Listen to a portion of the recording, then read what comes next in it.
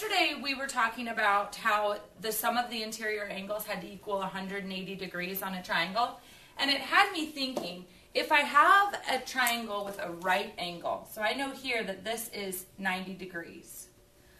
I know that the sum of this angle plus the other two must equal 180 degrees. So the degrees of the first angle plus the degrees of the second angle plus the measure of the third angle must equal 180 degrees. So it had me wondering, if I have a right angle, my other two angles together must equal 90 degrees. Therefore, they will always both be acute. So if I have a right angle, my other two angles must be acute. So I started thinking, what if instead of it was a right angle, what if it was an obtuse angle? Whoops. Sorry about that. So I know I have an obtuse angle here. So this angle equals or measures larger than 90 degrees. Therefore, these two angles must also be acute. Because when I add my three angles together, if one of them is 90 degrees, the other two must be less than 90 degrees. If one of them is more than 90 degrees, so let's say it's 100 degrees, just as an example, I know the other two angles must also be acute so that I get a sum of less than 90 degrees here. So let's say I'm given two of the measures of my angles. Say I know that one of my angles is 45 degrees and I know one of my angles is 50 degrees.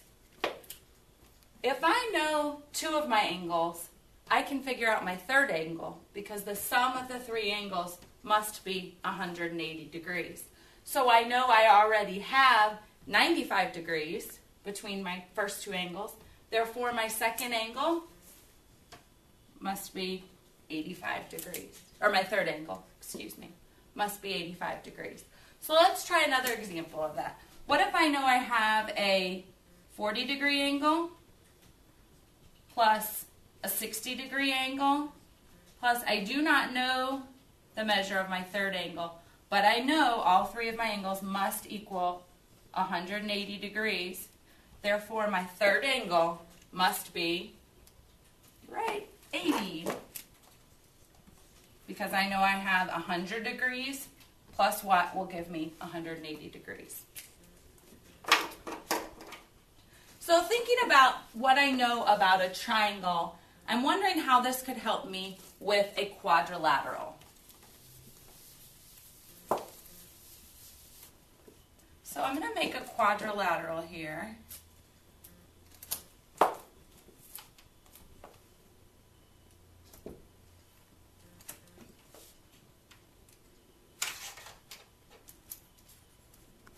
I've made a quadrilateral. I know it's a quadrilateral because it has four sides. It has four angles.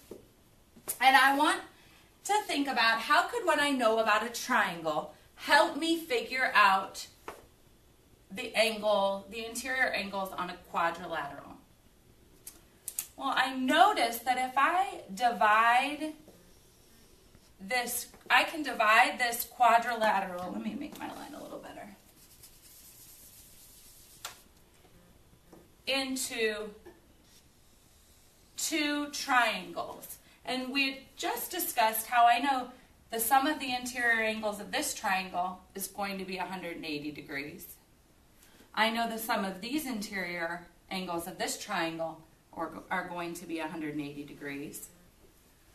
So therefore I know the sum of all of the interior angles of this quadrilateral must be 180 plus 180, which equals 360 degrees. So this is what I'm thinking, and I'm trying to think of an easy way to prove this. So I'm going to go to a shape that I'm really comfortable with, and that is a rectangle.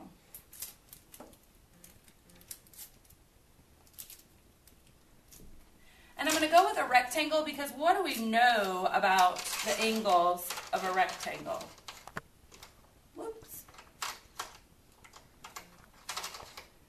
we know that a rectangle has to have 4 right angles, or 4 90-degree angles. So that's not a perfect rectangle, but I know that this angle is 90 degrees. I know this angle is 90 degrees. I know this angle is 90 degrees. And I know this angle is 90 degrees. So I have 4 90-degree angles, or 4 times 90, which is 360 degrees. So let's take a look, and let's go back to what we did yesterday about adding up the angle degrees of triangles. Just what Jill was showing you on the board. Remember, these are the 3 angles of one of the triangles that we tore apart. If that one was 90 degrees, then I know that the green plus the red together equal 90 as well. So we knew that that triangle was 180. So then this was the equilateral triangle. So I'm going to move it down here, and we know that it's equilateral, and all 3 of these, the red plus the blue plus the green, also was 180. And what you notice is that it basically goes all the way around that center point, which goes back to something that we know, that if you have a center point, let me get black to write with. If I have a center point and I go all the way around equidistance of that center point, then that's 360 degrees. So 2 triangles put together, those 6 degrees of those angles added together is 180 here, but it's also 180 here, and together those make the 360 degrees, which I think is a good proof to prove that all interior angles of any quadrilateral would be 360 degrees.